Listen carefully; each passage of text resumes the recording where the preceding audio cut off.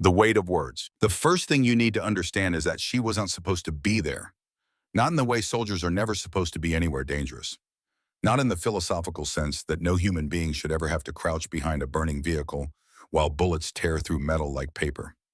No, Sloan Aldridge was not supposed to be there in the most literal bureaucratic paperwork filed in triplicate sense of the phrase. She was a civilian contractor. Her job description involved words, dictionaries, cultural nuance, the difference between what a man says and what a man means when he says it in a language that most of the people around her had never bothered to learn. She carried no weapon that morning. She had no combat training beyond 2 days of basic safety briefings conducted in a beige conference room at Fort Bragg 8 months earlier. What she had was a pair of boots that were slightly too new, a notebook she had already filled 3/4 of the way with phonetic observations and dialect variations, and a grandmother's voice in the back of her head, warm and certain and completely unafraid, telling her that words were keys, that every language you learned was a door you could walk through, that the world got bigger every time you opened your mouth in someone else's tongue. Her grandmother had meant it as a gift. Standing in the middle of a Fallujah marketplace on a Tuesday morning in the spring of 2024, Sloan Aldridge was beginning to understand that gifts sometimes have weight you do not notice until you are already carrying them somewhere you cannot turn back from. She ran. That is where we begin. Not at the briefing, not at the moment when everything was still ordinary and the sun was just a pale suggestion on the eastern horizon. We begin here in the middle of it because that is where the truth of a person lives, not in who they are when everything is fine, but in who they are when the ground is shaking and the air is full of things designed to end them. Sloan Aldridge ran across 50 meters of open street. She had already been hit 3 times. Her left leg was not working the way a leg is supposed to work, but it was working enough. Her body had made a decision that her mind was only barely keeping up with. The decision was simple. Keep moving. Stopping under any circumstances was the one thing she absolutely could not do. The wall was 20 meters away, then 15, then 10. Freeze that image. Hold it there. A 24-year-old woman from San Antonio, Texas, running toward a concrete wall in a city that was not hers, in a conflict that had not asked her permission before requiring everything she had. Running with everything she had. Running past the point where running should have been possible. This is her story. But to understand it, you have to go back. Back to the beginning of that morning before the sun came up, before any of this happened. You have to understand who Sloan Aldridge was before the day that changed everything. Her full name was Sloan Marie Aldridge. She had grown up in a yellow house in San Antonio with a front porch her father had built himself and a backyard that backed up against a stretch of dry Texas scrubland that turned gold in the summer and brown in the fall. Her father, Frank Aldridge, was a structural engineer, a quiet and precise man who spoke carefully and said exactly what he meant and no more. Her mother, Ruth, had taught elementary school for 20 years and possessed the particular combination of patience and steel that teaching other people's children produces in a person who takes the work seriously. They were a family that ate dinner together, that fixed things when they broke, that did not talk about certain things because certain things were too heavy to carry at the dinner table, and there were only so many hours in an evening. There was one subject that was never discussed. Sloan did not know this yet. She would not know it for a long time. But the silence around that subject was real and present in the house, a shape no one could see, but everyone moved around the way. You move around furniture in the dark instinctively without thinking because you have learned over time where the edges are. What Sloan did know from the time she was very small was her grandmother on her mother's side, Nadia Haddad, who had come to the United States from Beirut in 1978 with one suitcase, $400, and a refusal to be intimidated by anything. Nadia had lived to be 83 years old and had spent those years teaching everyone in her orbit that language was not merely a tool for communication. It was a form of respect. It was a declaration that the person you were speaking to mattered enough for you to learn their way of arranging the world.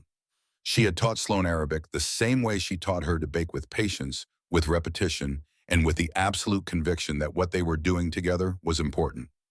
Arabic, Nadia had said, sitting across the kitchen table with a glass of tea that always smelled of cardamom, is like learning to think sideways. It will show you corners of meaning that English cannot reach. Sloan had been 9 years old. She had not fully understood what her grandmother meant then. She understood it completely now. She had studied linguistics at the University of Texas. She had picked up Farsi in her junior year, almost accidentally, the way certain kinds of minds pick up languages, through proximity and curiosity, and a refusal to be confused by something more than 3 times in a row. She had minored in regional studies with a focus on the Middle East, not because it was practical, but because her grandmother's voice was still in her head, pointing at corners of meaning that other people walked past without seeing. When the government contractor reached out to her department looking for Arabic speakers willing to work in active deployment zones, Sloan had read the email twice. She had thought about it for 3 days. She had called her mother, who said, "Please don't." She had called her father, who said nothing for a long time and then said, "Be careful." And she had understood from his silence that there was something in that request, some weight she could not identify, but she signed the contract anyway. Because she believed in the work. Because she believed that the reason so much went wrong in places like Iraq was not that people were fundamentally different from one another, but that they could not hear each other. She had been given a gift, her grandmother's gift, the gift of the sideways thinking language, and it seemed wrong to leave it sitting on a shelf while the world burned. She had been in Fallujah for 8 months when everything changed.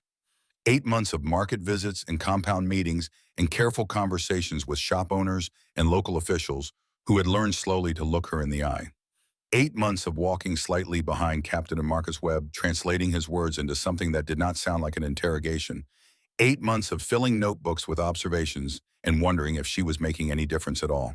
Captain Webb was 42 years old and had the face of a man who had been required to make hard decisions in bad lighting for so long that the capacity for uncertainty had been replaced with something quieter and more durable. He was not a cruel man. He was not a reckless man. But he ran a tight team and had very specific ideas about roles and about what each person on his team was there to do. Sloan was there to translate. That was her role. The role had edges. Captain Webb believed in edges. His most vocal enforcer of those edges was Sergeant Roy Hayes. Hayes was 38, built like a man who had spent 2 decades doing things that were hard on the body and had simply decided to become harder. And he had a way of expressing professional skepticism that was never quite insubordinate but always precisely on the line. He was not a bad man. He was not a bully. He had simply been in the field long enough to develop strong opinions about what belonged there and what did not. Civilian contractors in general and female civilian contractors in particular occupied a category in his mental framework that was labeled liability until proven otherwise. He had not yet been given reason to revise that label. The morning of the patrol began the way most mornings began. Before dawn, a briefing in the prefabricated operations building that smelled of plywood and instant coffee and the particular kind of fatigue that accumulates in places where people are always on alert. Webb stood at the front. The route was marked on a digital map behind him. The Market District, 2 kilometers of narrow streets and covered stalls, in the kind of dense urban geography that made every soldier in the room sit up slightly straighter without being aware they were doing it.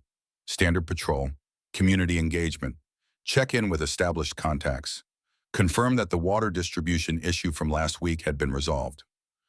Back by noon, Hayes had looked at Sloan across the table and said quietly, "Why are we bringing a civilian into this sector?" It was not really a question. It was a statement wearing a question's clothing. Webb had not answered. He had simply closed the briefing and said, "Saddle up."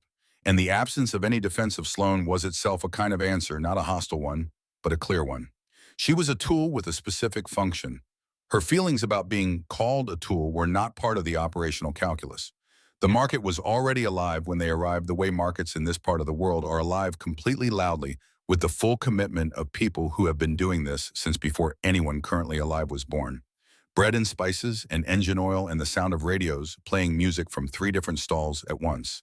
Children chasing each other between the legs of adults who pretended not to notice. An old man with a cart full of plastic water jugs arguing cheerfully with a woman in a blue headscarf about a price that both of them had probably already agreed on 20 minutes ago. Sloan had learned to love these mornings in the complicated way you learn to love things that are also frightening. There was life here, real stubborn, continuous life that existed in spite of everything that had been done to it. She found that remarkable. She found it worth being present for. They moved through the first section of the market without incident. Webb stopped to speak with a bread seller he had met on 3 previous occasions, a transaction that required Sloan to translate not just words but tone to convey that the captain was asking about the man's nephew who had been sick last month in a way that communicated genuine interest rather than intelligence gathering, because the distinction mattered and the bread seller knew the difference, and if he felt like a source rather than a person, the conversation would close, and so would the relationship. She handled it. The bread seller smiled. He said his nephew was better. Then they moved deeper into the market. It was on the second block between a hardware stall and a shop selling electronic components that Sloan noticed the building. It was on the corner, 4 stories. The kind of structure built in the 1970s with good intentions and inadequate materials, wearing its age in cracks and discoloration. The ground floor appeared to be textile storage. The upper floors had windows. And those upper floors provided a clean sight line to approximately 60% of the street they were currently walking. She mentioned this to Captain Webb. She did it carefully without claiming any tactical expertise she did not have. She said, "I noticed that building on the corner has open windows on the upper floors. From up there, you could probably see most of this street." Hayes turned to look at her. "Stick to translating," he said. "Tactics are our department." Webb nodded. He did not look at the building. They moved on. Sloan kept the building in her peripheral vision for the rest of the block, the way you keep your hand near a door you are not sure is going to hold. The third thing she noticed was Mr. Kasem. Ibrahim Kasem had been one of the first contacts Webb's team established in this market district.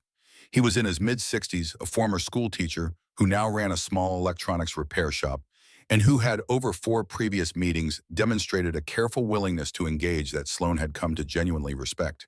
He was not a collaborator in the charged sense of that word. He was simply a man who believed that talking was better than not talking, and that the people who came to his city would eventually leave, but his city would remain, and he would like it to remain in a condition where his grandchildren could grow up in it. He was standing in the doorway of his shop when they approached. His face was wrong. Sloan knew his face. She had spent 4 meetings studying it, not because she had been trained to study faces, but because translation requires attention to everything, to the space between the words, to the thing a person is trying to say before they have found the words to say it. Mr. Kasem's face on previous visits had been composed and watchful. Today it was the face of a man who knows something is coming and does not know how to say it to people who cannot hear him. She translated Webb's questions. She translated Mr. Kasem's answers. Business was slow, nothing unusual, but she was listening beneath the answers to the thing that was not being said, and the thing that was not being said was loud. "He is scared," she told Webb quietly. "Not of us, of something nearby." "Old men worry," Webb said. "Keep moving." It was then that she saw the boy. He was perhaps 12 years old, standing on the opposite side of the street, next to a fruit cart, watching them with an attention that was different in quality from the attention of the other children in the market. The other children watched with curiosity and calculation. This boy was watching them the way someone watches a situation that is about to get much worse. Sloan told Webb, said he had been following them for at least 2 blocks, said something about the way he was watching felt different from the children around him. Webb glanced across casually. The boy immediately redirected his gaze to the fruit cart. "We'll keep an eye on him," Webb said. "Let's finish up and head back. Here is the first thing you need to understand about what happened next." The boy's name was Hassan. He was 12 years old, and he had been awake since 3 in the morning because the night before, from his window, he had watched men he did not recognize moving through the alley behind the textile storage building. He had watched them carry things up the stairs. He had watched the lights in the upper floor windows go dark and stay dark. He had understood with the particular clarity of a child who has grown up in a city that has been at war in one form or another for his entire life exactly what this meant. He had followed the patrol because he wanted to warn them. He had been making signs, small ones, the kind that anyone who knew how to look would recognize as distress, as please, stop, as turn around, as do not go any further down this street. The problem was that no one who knew how to look was looking at him with the right attention. They were watching their route, their formation, their protocol. Sloan had been looking at him. Sloan had noticed that something was different about the way he was watching. She had noticed in the same breath that came too late, when the morning was already folding itself around what was going to happen, and there was no longer time to unfold it. This is the tragedy nobody talks about when they talk about translation. It is not just words. It is never just words. It is the distance between a 12-year-old boy's fear and a patrol's forward momentum. It is the gap between what Hassan's hands were trying to say and what the people around him were equipped to hear. It is the thing that Sloan Aldridge had come to Iraq to bridge, the gap her grandmother had given her tools for, and on this morning the gap was 6 inches and infinite at the same time. The shot came from the upper floor of the corner building, the building Sloan had pointed to 30 minutes earlier. It hit the wall 2 inches from Webb's head, and the world detonated into noise. Later, much later, Sloan would try to describe what the next 4 minutes felt like. She would tell her therapist that time had done something strange. It had not slowed down the way movies suggest it slows down. It had instead become uneven. Certain moments stretched out with horrible clarity, the sound of Hayes's voice saying sniper, the chunk of concrete that landed next to her hand, the color of the dust that rose off the road when the first grenade hit. Other moments were simply missing. She would never be able to account for how she got from standing in the open street to crouching behind an old pickup truck with her back against the wheel well. She was there. That was all she knew. The truck was not good cover. The truck was what was available. Webb was on the radio immediately, his voice controlled in the way voices are controlled when the person using them is spending significant energy making them that way. Team Alpha requesting immediate assistance. Under heavy fire. Surrounded. Positioned 2 blocks east of Central Marketplace. The response came through static. Help was en route. Estimated arrival 15 minutes. 15 minutes. Hayes said what everyone was thinking. He said it once and did not say it again. Then he raised his rifle and put his attention on the roofline. There is a leader coordinating them, Sloan said. She had been listening to the voices between the shots, filtering the ambient chaos for the one voice that carried authority. She found it on the 3rd floor of a building to their east, calm, deliberate, spacing his instructions between the noise. He is telling them to be patient. He is saying, wait for the Americans to move. Webb processed this. He did not say good work. He made a decision. They needed to reach the building 50 yards east. Better structure, better position, a defensible corner. They would go one at a time. Covering fire, standard leapfrog. Private Garrett went first. He made it, took a hit in the shoulder, called out that it was manageable. Hayes went second, using every piece of available cover with the efficiency of a man who had done this before in different streets in different years. He made it. Then it was Sloan. She would think about this moment for a long time afterward. She would think about it in the hospital and in the recovery ward and in the middle of nights when sleep was the thing the darkness was pretending to offer before it gave her something else instead. She would think about the specific quality of the fear she felt crouching behind that wheel, well, the fear not of a person who does not understand what the situation requires, but of a person who understands exactly and cannot quite believe that they are the one it is requiring it of. Webb put his hand on her shoulder. Keep low. Keep moving. Don't look back. We've got you covered. She thought about her grandmother, the sideways thinking language, the kitchen that smelled of cardamom. She stood up and ran. The first bullet hit her left leg. It felt like being struck by something too hot to be a solid object. She registered it the way you register a serious injury when your body has made the decision to override the information as data rather than sensation. She kept running. The second bullet hit her side. The force of it tried to turn her around, tried to insist that she stop. She did not stop. Something older and more fundamental than decision had taken over, something that lived in the body below the level of language, something her grandmother's words had not put there, but had perhaps made room for. She was hit again, and again. The wall was right there. She was hit in the arm, in the other leg, in the back. Each impact was its own separate argument for the ground, for stillness, for the cessation of forward movement. She denied every argument. She argued back with motion, with the unbroken continuity of one foot after the other, until there was no more ground to cover, and the concrete wall arrived against her hands, and she was behind it, and she was down. Medic, Webb was shouting. Medic. Hayes reached her before Webb did. Roy Hayes, who had asked why they were bringing a civilian woman into this sector, who had told her to stick to translating, was the first person to press his hands against the worst of her wounds. His hands were strong, and they stayed where they were. She looked at him. He looked back at her. Something passed between them that had no translation, something that did not require one. Stay with me, Hayes said. She looked down at herself. The uniform she had put on that morning was unrecognizable. She tried to count the wounds. She kept losing the number. The helicopters were coming. She could hear them, the deep rhythmic sound of rotors cutting through everything else. But the world was doing something she did not have the strength to resist. She thought about her grandmother, about keys, about all the doors that were still left to open. And then a man she did not yet know was crouching over her, counting, and the number he arrived at was 14, and his voice was very controlled when he said it, the way people are controlled when they are spending everything they have on making it so. 14, Medic Ryan Cross said. The fact that she was still conscious was beyond anything he could explain. What she knew in the last clear moment before the world went soft was that she had run the 50 meters, that she had made it to the wall, that she had done the thing that needed to be done. Her grandmother's voice, quiet and certain and completely unafraid, said something she had heard 100 times, that a kitchen table in San Antonio. The world gets bigger every time you open your mouth in someone else's tongue. And then the world for Sloan Aldridge went very still. But the morning was not finished, revealing its second truth. Because even as Cross worked and Webb coordinated the evacuation and the special operations team that had fast roped down from the two Blackhawks began the systematic work of clearing the surrounding positions, Captain Webb received information over the radio that changed the shape of everything that had just happened. The patrol route for that morning had been compromised. Not after the fact, before it. The information had left the operations building at least 2 hours before the team had walked out of the gate, had traveled to people who used it to choose the location to position the sniper in the upper floor of the building that Sloan had pointed to stage the surrounding positions with the precision of people who knew not just that a patrol was coming, but exactly which street it would be on and approximately when. This had not been an opportunistic ambush, someone had told them.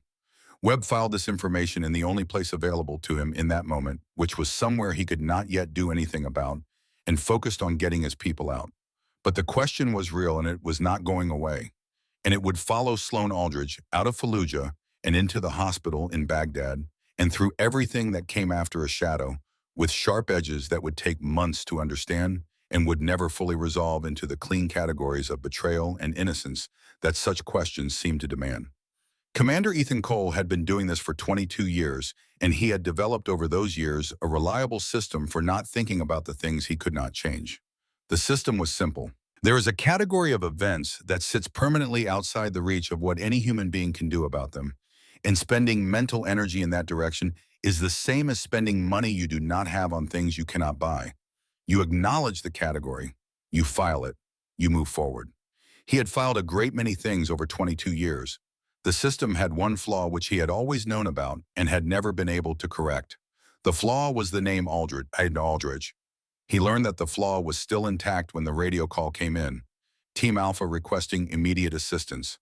One civilian down. He pulled up the briefing packet on the secure tablet during the 3-minute flight from the forward operating base. He read the name once, then he read it again. Aldridge S. Contractor, age 24, language specialist. He put the tablet down. He looked out the window at the city below, at the dense geometry of streets and rooftops, and he felt something move in his chest that had no business being there. Something that belonged to a different year, a different street, a different name that was the same name in every way that mattered. He was suited up when they hit the fast rope point. He went down first. The street was still active when they arrived, and the next several minutes involved the kind of work that Cole's team did with the efficiency of people who had made an art form out of neutralizing threats without expanding the damage. Positions were cleared, sight lines were controlled. The particular silence that follows the end of a firefight settled over the street. Cole found the civilian behind the eastern wall. Cross was already there, his kit open, his hands moving with the composure of someone who has learned to store panic in a compartment he does not open while working. Cole looked at the face of the woman on the ground, 24 years old. Her face was very pale now. Her eyes were open. There was something in them he recognized not as defiance exactly, but as the refusal to concede anything that was not absolutely required. He had seen that in her uncle's eyes. Her nameplate read Aldridge. He had already known what it would say. Reading it made it real in the way that knowing something and seeing something are two different experiences, and the difference between them can cost you something you were not planning to spend. He crouched beside her. He said, "We are going to get you out of here." He said it as a statement of operational fact. She said something he did not quite catch. Cross had the IV line established. Fluids going in, pain management injection administered.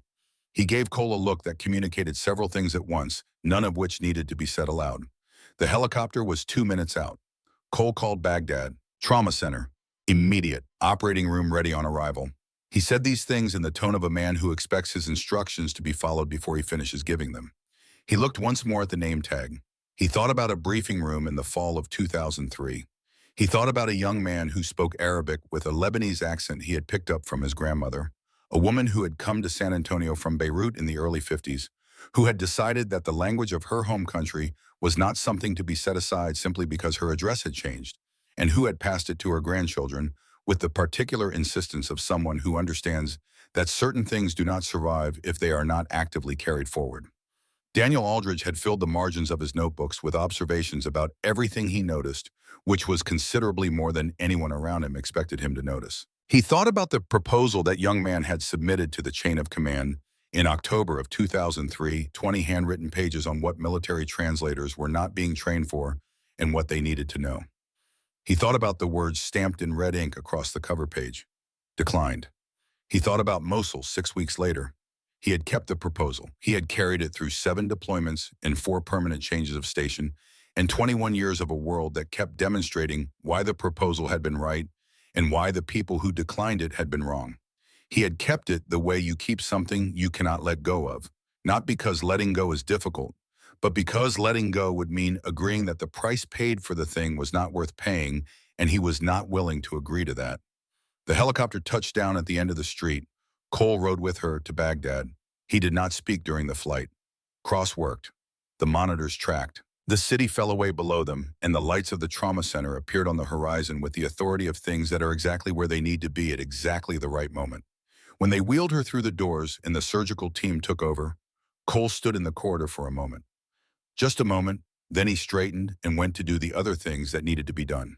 Dr. Laura Bennett had been a trauma surgeon for 15 years, and she had a caution she repeated to her residents: do not let the numbers on an admission report tell you what is possible. She had seen things survive that had no business surviving. She had also seen things that looked survivable fail for reasons she could not predict.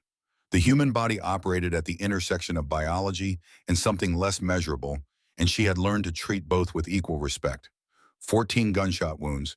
She had read the number twice. Then she had scrubbed in. The operating room was fully staffed within 6 minutes of the call. Someone had communicated the urgency in terms people understood, without needing elaboration, and Bennett appreciated this the way she appreciated a clean incision as evidence that someone had thought carefully before they acted. The first hour was triage.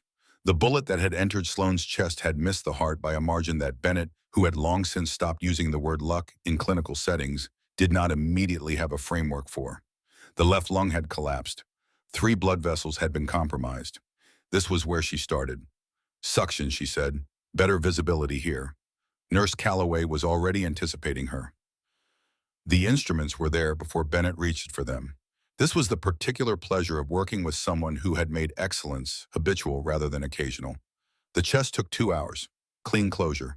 The lung would function. Bennett allowed herself this single assessment and moved to the next item. The abdominal wounds, the shattered femur, the cascade of peripheral injuries that in isolation would each have been a serious surgical event, and in combination represented a problem of logistics as much as medicine. Not just what to repair, but in what order and what the body could sustain and where the margins were. Dr. Harlan, her resident, was looking at the X-ray display with an expression Bennett recognized as genuine amazement, which was not something she often saw on the faces of people at his stage of training. Look at the trajectory of this one, he said. He pointed. It missed the spinal cord by 2 millimeters. Bennett looked. She had already seen it. She's either the luckiest or unluckiest person I have ever seen on this table, she said. Harlan considered this. Both, he said. Bennett allowed herself a brief moment of agreement. Then she went back to work. It was at the 4-hour mark, during a pause to reassess blood pressure and fluid levels, that she found it. She nearly missed it.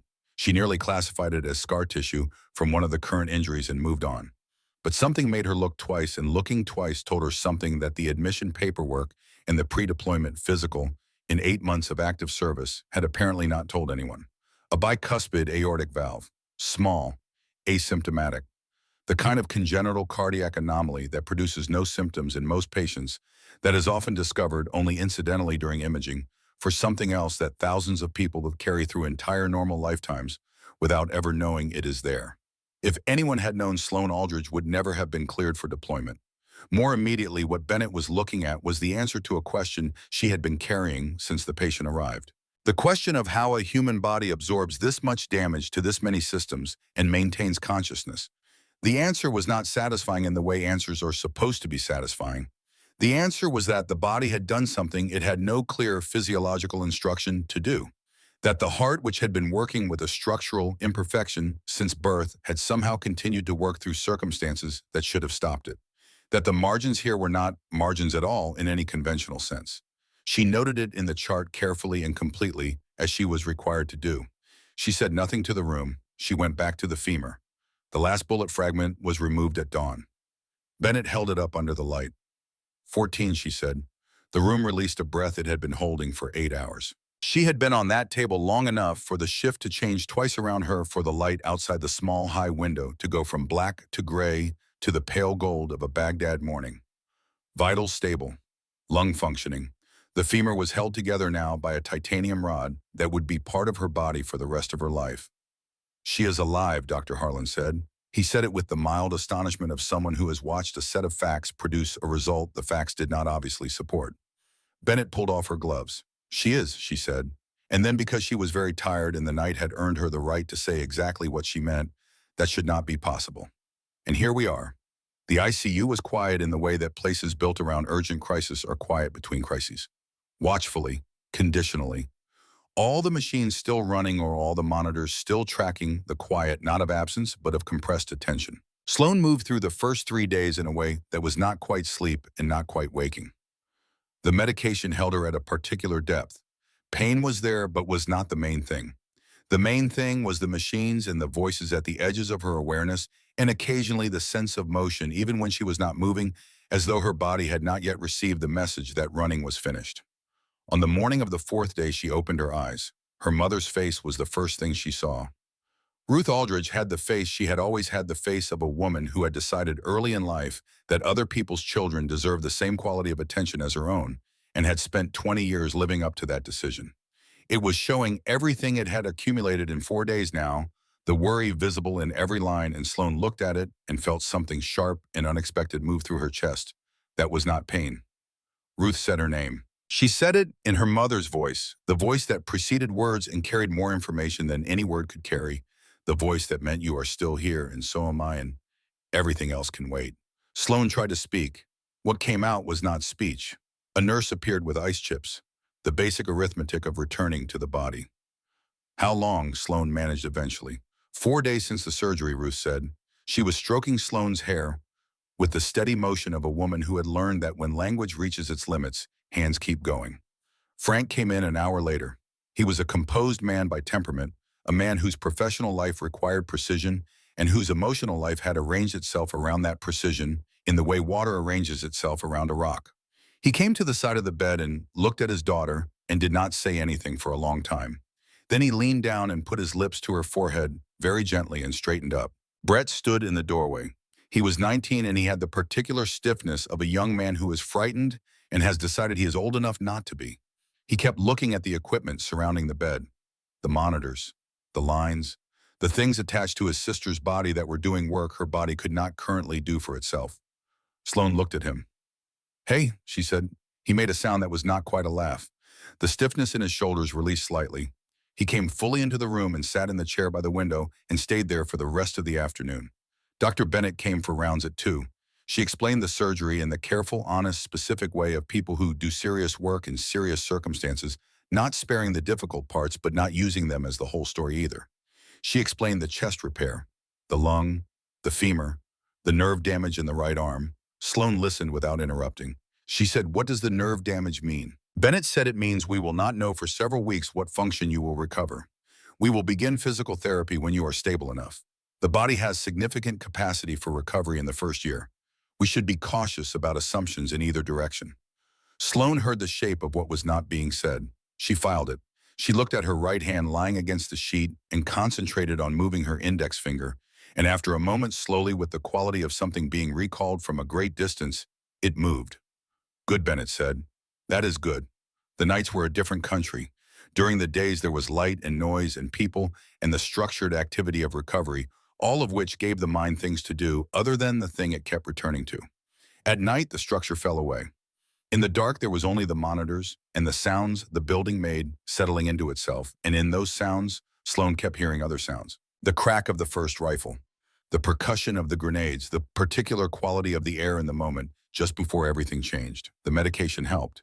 The medication was not enough. She began to understand during those first nights what Dr. Jennifer Walsh would later name for her in specific clinical terms. The way a traumatic event does not remain in the past where events are supposed to remain, but keeps locating itself in the present with complete fidelity to sensation, so that the body cannot distinguish between the memory of being shot and the event of being shot and responds accordingly. She did not yet have words for this, but she felt its shape. Walsh contacted her by video call on the 6th day. She was a slight woman in her 50s with reading glasses pushed up on her forehead and the manner of someone who has spent a career listening so carefully that she has also become very good at hearing what is not said. They talked for 40 minutes. Sloan did most of the talking.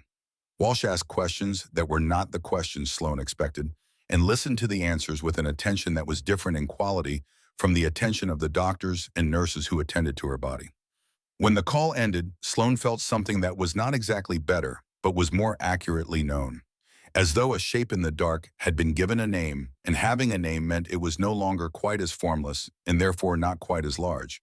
She was improving. Every day she was measurably better in the ways that could be measured.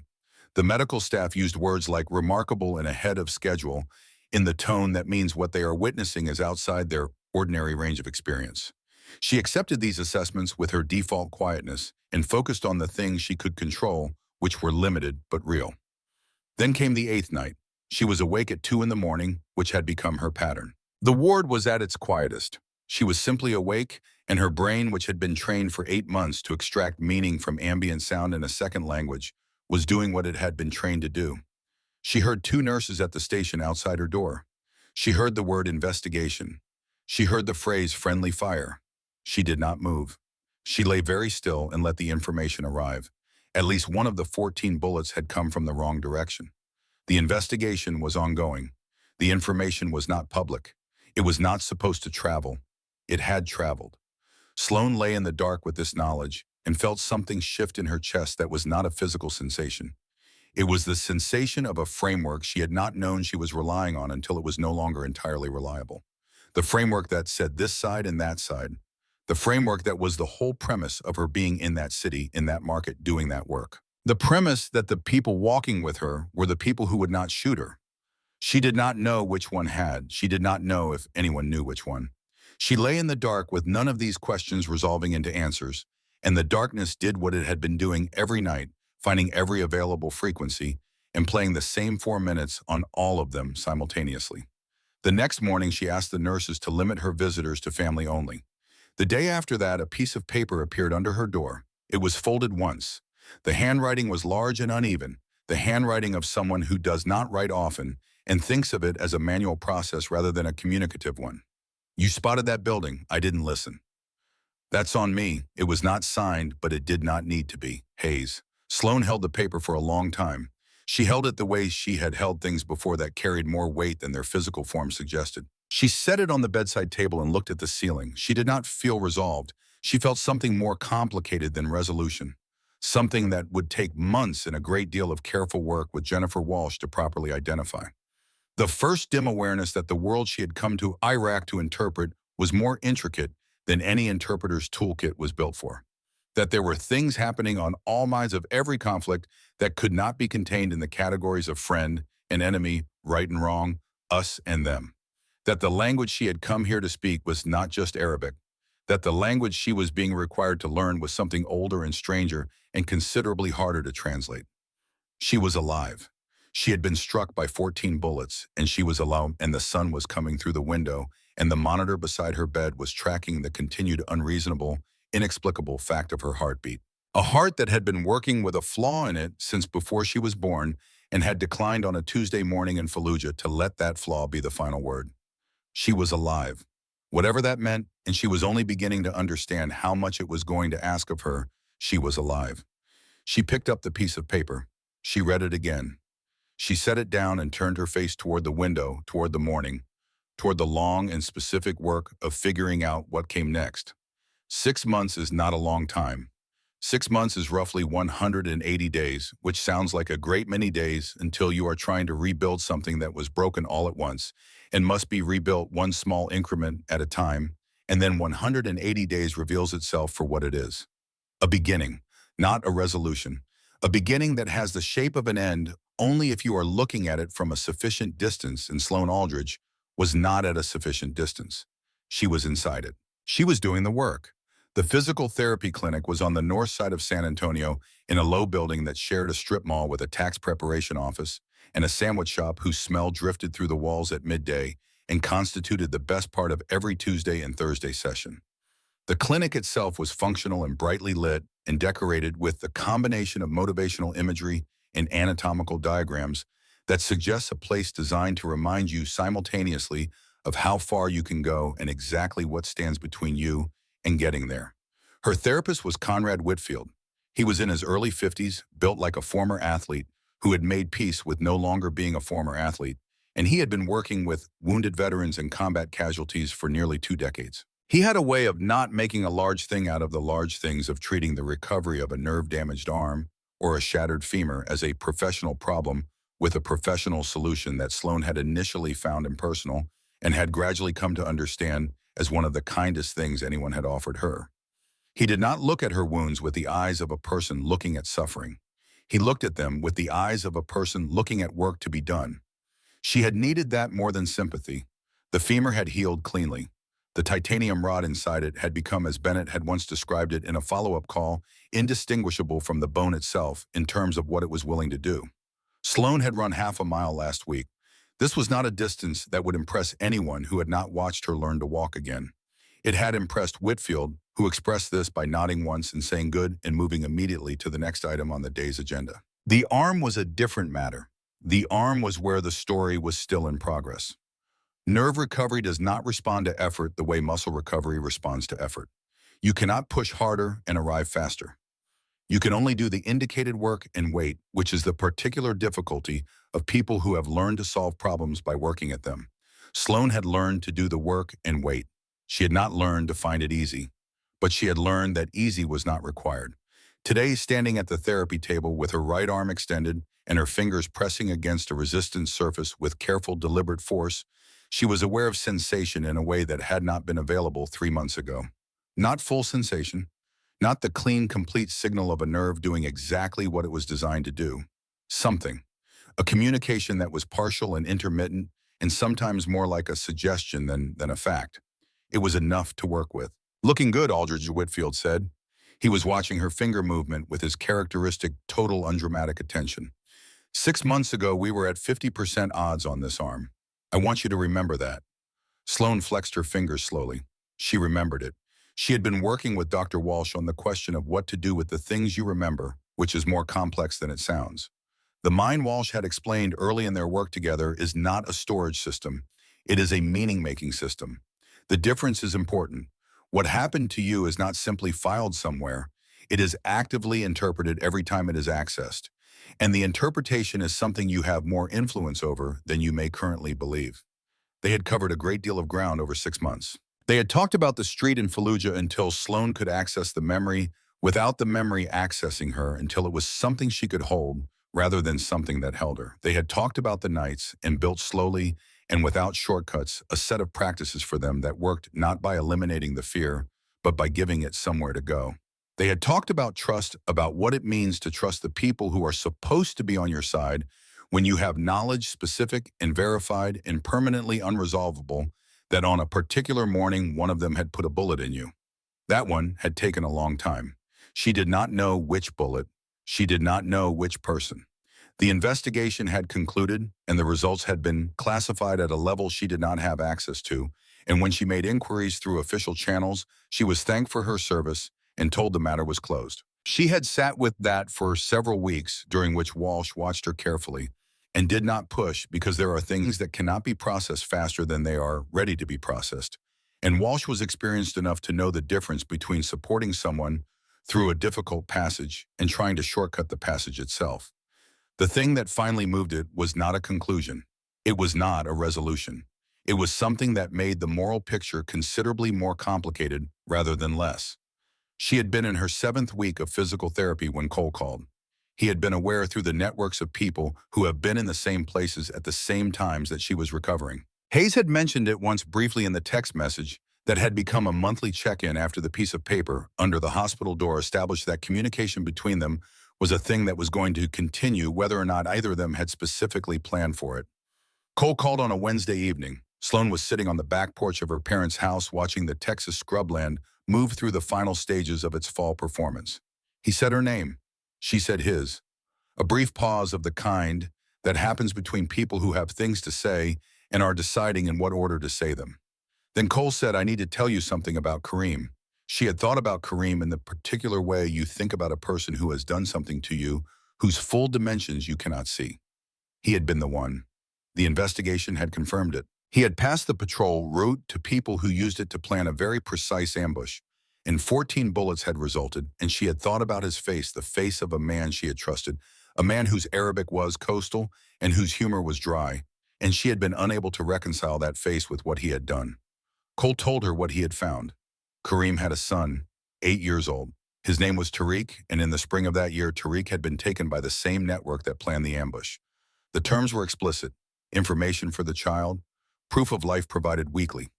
Kareem had passed information he had tried to compromise as much as he was able, incomplete timings, imprecise locations, but the network had been sophisticated and had reconstructed the missing elements from what they had.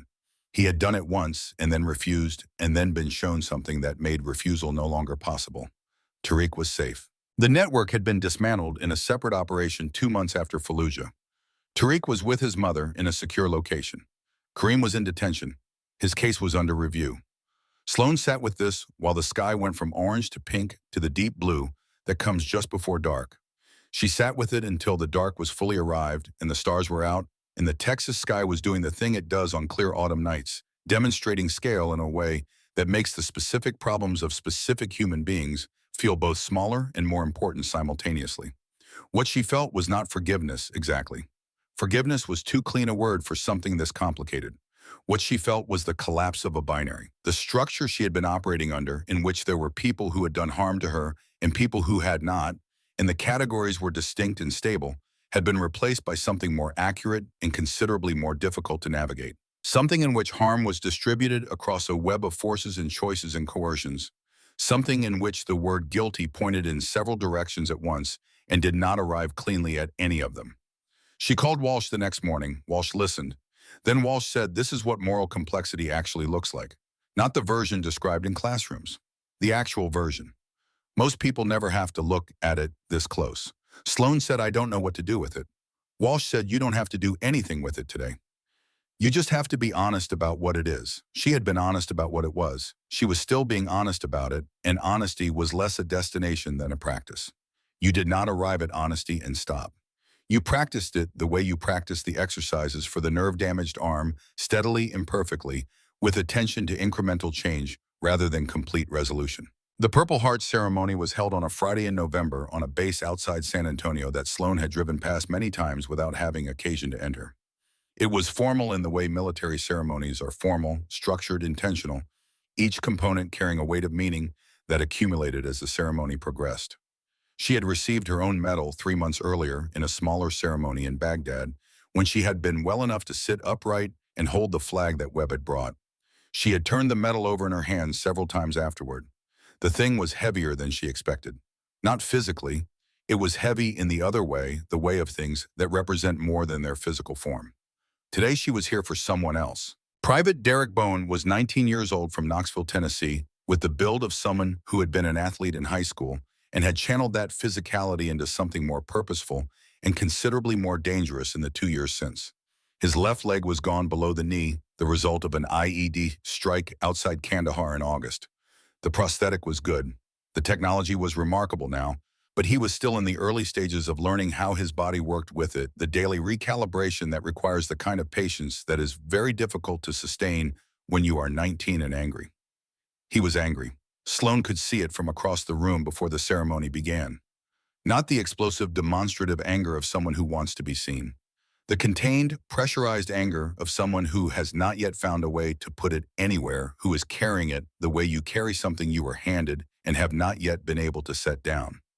She recognized it. She had carried it herself in the specific form it takes when you are inside the early weeks of something irreversible.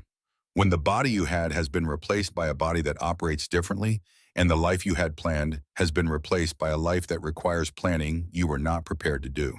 The ceremony was dignified and moved her in the way these things move people who understand what is being honored and what it counted. She watched Bowen receive his medal with his jaw set and his eyes focused at the middle distance. Afterwards, she crossed the room toward him. His parents were nearby. His mother had the face of a woman who has been frightened for so long that the fear has become structural. His father stood slightly behind present, but uncertain of the form the presence should take. Sloan pulled a chair from a nearby table and sat down beside Bowen's wheelchair at eye level. She did not stand over him. She did not make a speech. She said, "Congratulations on your medal." He looked at her. He looked at the slight evidence of what she had been through visible in the way she held her right arm and in the particular quality of stillness. She had developed the stillness of someone who has learned to live carefully inside a body that required learning to live inside. He looked at the purple heart she was wearing. "Thanks," he said, "I guess, though I'm not really sure what I'm supposed to do with it." She heard the layers in that sentence, the medal in the leg, and the next 50 years, and the question of what any of it was for. "When I got mine," she said, "I felt exactly the same way. I kept thinking about what I couldn't do anymore. All I could see was the edge of what had closed." He looked at her with the full attention of someone who has heard a great many things from a great many people over the past several months and has developed an accurate filter for what is said to be helpful and what is actually true. "How do you get past it?" he said. "One day at a time," she said. "I know how that sounds. It sounds like the thing people say when they don't have anything useful to offer. But it's true in the specific way things are true when someone has actually done them, rather than just said them one day, then another, and by looking for what's still open instead of measuring what closed." His parents were listening. His mother's face had changed slightly. Sloan talked to him for 20 minutes. She told him about the right arm, the daily negotiations with a nerve system that communicated in incomplete sentences. She told him about Walsh and what good therapy actually looked like when it was working.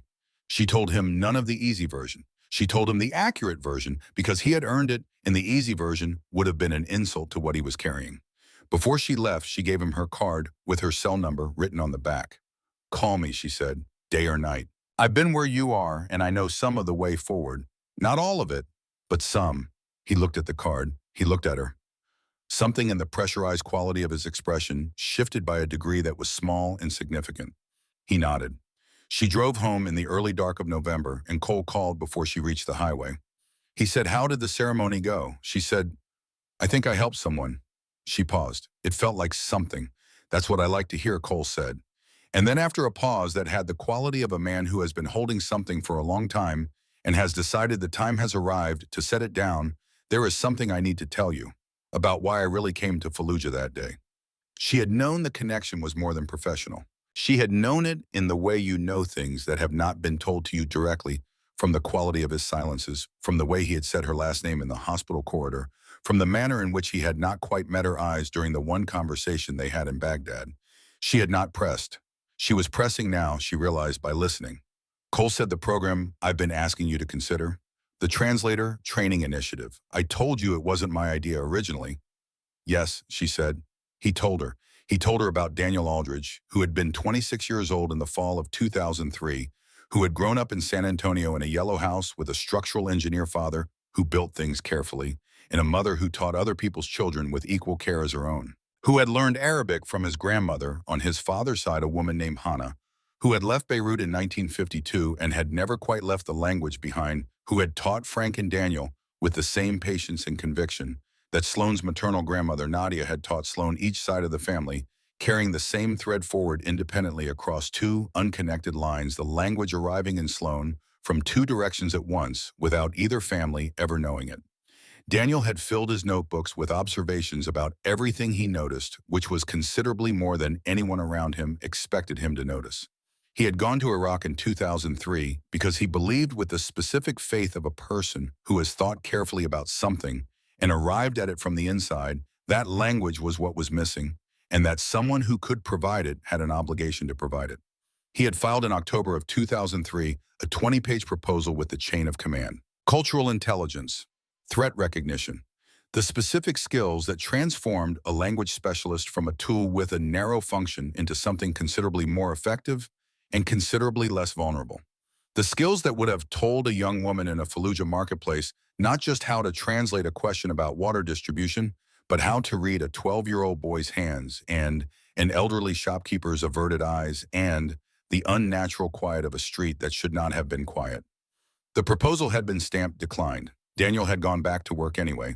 He had been killed in Mosul in November of 2003 in a street that looked a great deal like the one in Fallujah, in circumstances that Cole described carefully and completely, because he had decided long ago that Daniel Aldridge deserved to be described carefully and completely. Cole had been there. He had kept the proposal. All 20 pages of it, handwritten in Daniel's careful script, The margins filled with the same phonetic observations and dialect notations that Sloane had been filling her own notebooks with for 8 months. He had carried it through everything that followed. He had tried 4 times over 20 years to have it formally reconsidered and had been thanked and heard nothing further each time. The Department of Defense had approved the program 6 months ago, Cole said. I submitted it for the 5th time after Fallujah. After you. Sloane was parked on the side of the highway. She did not remember pulling over. They want you to develop the curriculum, Cole said. They want someone who has the language skills and the field experience and who understands from the inside what the gap actually looks like. There is no one in the system who fits that description the way you do. She sat in the dark car with the highway traffic moving past, and this information settling into her with the weight of something that has been traveling toward her for a very long time, that has been in transit since before she knew it was coming, that arrives not as a surprise exactly, but as a recognition. As the answer to a question she had been carrying without knowing the question had a name. She said, my father never told me about Daniel. I know, Cole said. Why, she said. Because he has been carrying it for 21 years, Cole said.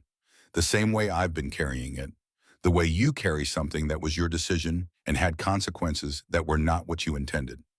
She understood immediately. Frank Aldridge had not stopped his brother from going. He had been proud. He had believed in the work. And then Daniel had not come home, and Frank had closed the door on the subject and locked it and kept the key somewhere no one else could find it. And 21 years later, his daughter had opened a door in Iraq that led to the same hallway, and Frank had watched her walk through it and had said, be careful, and had not said the other thing, because the other thing was behind the locked door. She said, I need to talk to my father. Cole said, I know. She said, I'll call you about the program. Cole said, I'll be here.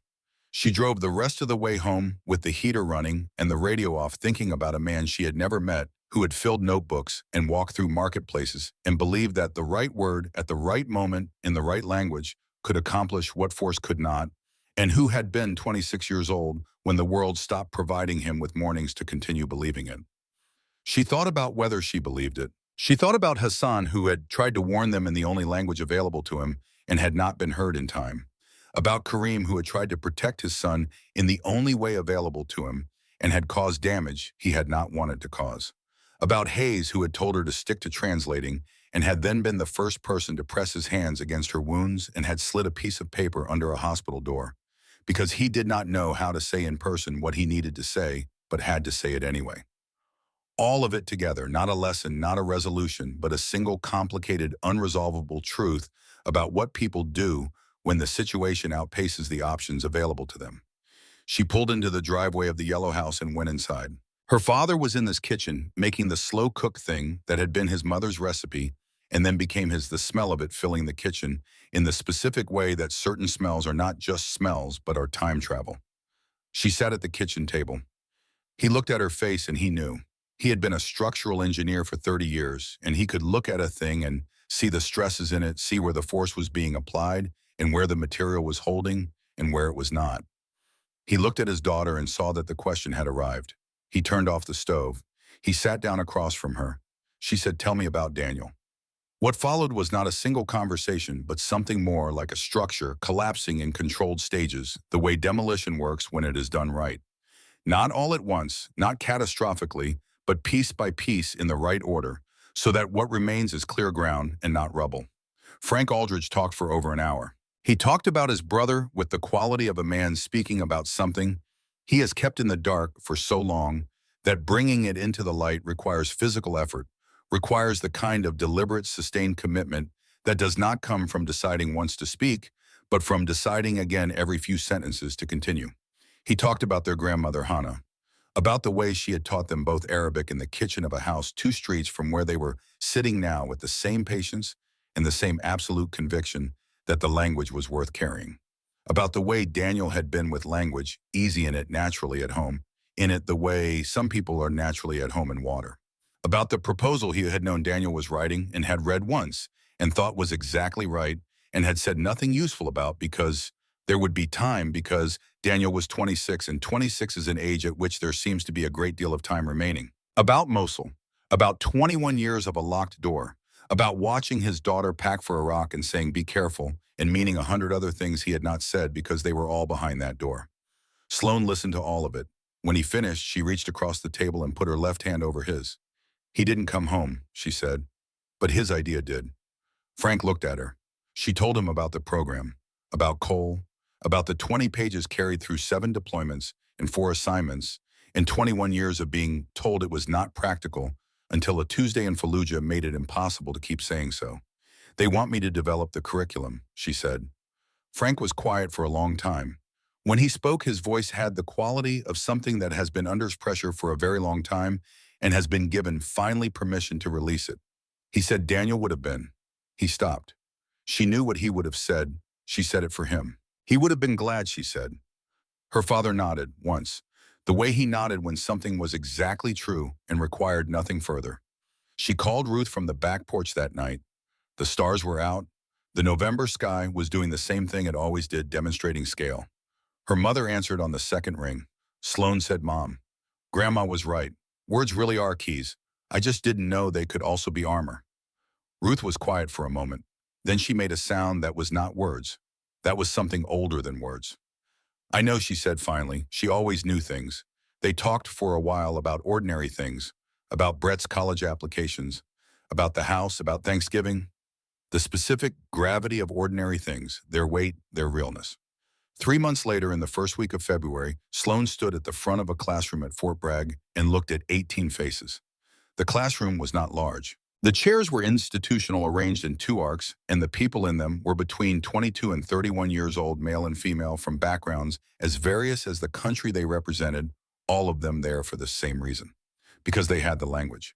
And now they needed what Daniel Aldridge had written 20 pages about, more than 2 decades before any of them had thought about going anywhere that would require them to need it. The curriculum Sloan had spent 3 months developing with Cole, and a team of specialists drew on everything. On linguistic theory and cultural anthropology, and threat recognition and the specific uncodified knowledge that comes from having been in the field. It drew on Daniel's 20 pages, which she had read 4 times and which had been right in 2003 and were still right now, in the way that good ideas are always right because they are responding to something that does not change. It drew on Hayes, who had agreed to serve as a tactical consultant. Hayes stood at the back of the room with his arms folded and his expression carefully neutral, which was how he expressed a great many things. Sloan looked at the 18 faces. She said, "What you are here to learn is not just language. You already have language. What you are here to learn is everything language cannot do by itself. The space between the words. The thing a person is trying to say before they have found the words to say it. The silence that tells you more than the statement. The gesture that is saying stop when no one in the room is listening to gestures." She paused. She said, "People are going to trust you with their lives. Some of them will not speak your language, and you will be the only bridge available. What this program asks of you is to understand what that actually means, not in the abstract, as a responsibility you carry with you into every room you enter." The 18 faces were paying the particular quality of attention that belongs to people who are beginning to understand that what they thought they signed up for and what they have actually signed up for are not quite the same thing. Then Hayes uncrossed his arms. He walked from the back of the room to the front, not quickly, not performing it, just walking with the deliberateness of a man who has decided something and is following through on the decision. He stopped a few feet from Sloan. He looked at the 18 faces watching him. Then he looked at her. "I want to say something to this group before we begin," he said. His voice had the quality it always had, flat, professional, built for clarity rather than eloquence. 8 months ago, I told a translator to stick to translating. I told her tactics were not her department. She spotted something I missed. What happened next is partly on me." He paused. "I want the record to reflect that." He walked back to his position at the wall. The room was very quiet. Sloan let the quiet hold for a moment because some things earn their silence, and this was one of them. 2 weeks after the program launched, the Department of Defense contacted Cole's office requesting the full curriculum materials for evaluation and potential implementation at 5 additional installations across 2 branches of service. Cole forwarded the request to Sloan without comment. She read it twice. Then she opened Daniel's proposal to the last page and read the final sentence, which said, "This is not a program for one unit or one conflict. This is a program for every place where language is the difference between coming home and not coming home." She sent Cole a reply that was 3 words long. He knew what they meant. She had a desk in the administration building where Fort Bragg met the highway, And on the desk under the lamp was a document that was 20 pages long, handwritten in precise and careful script, the margins filled with the kind of observations that only a person paying full attention to everything makes. The word declined stamped across the cover page in the red ink of something that had been wrong about itself for 21 years. She had not removed the stamp. She thought about removing it sometimes. She had decided after thinking about it carefully to leave it where it was, because the stamp was part of the document, because the document was the full story, which included the wrong decision and the long wait and the price that had been paid, and the story was only worth something if it was accurate. Under the stamp, barely visible, were the first words of the proposal. What we are missing is not the language itself. What we are missing is everything the language is embedded in. We are sending people who know the words into situations that require them to understand the world the words come from. These are not the same thing. They are not close to the same thing, and the distance between them is where people die. Sloane had read those sentences more times than she could count. Every time she read them, she heard them in two voices simultaneously. One voice was a 26-year-old man from San Antonio who had walked into a street in Mosul in November of 2003 with his notebooks and his grandmother's gift and his absolute conviction that the gap was closable if someone would only commit to closing it. The other voice was hers. She turned off the desk lamp. She picked up her bag. She walked out into the February morning, which was cold and clear and full of the particular quality of light that belongs to the new month's uncertain provisional, willing to become something that could not yet be predicted from where it was standing. The world got bigger every time you opened your mouth in someone else's tongue. 18 people were waiting in a classroom at Fort Bragg to begin learning what that meant. She walked toward them. Her right arm still moved in incomplete sentences. She still woke at 2 in the morning sometimes and had to do the things Walsh had taught her. The marks on her body had faded to silver, a road map of a particular Tuesday, permanent and specific in hers. She did not look at them and see what she had lost. She had arrived through the long work of the past 6 months at a different way of looking. She looked at them and saw where she had been. She looked at them and saw the distance she had covered to arrive at this morning at this building, at this particular group of people who were about to learn something that a man she had never met had known was necessary for so long that it had cost him everything to keep saying so. She pushed open the door. The class was waiting. She began.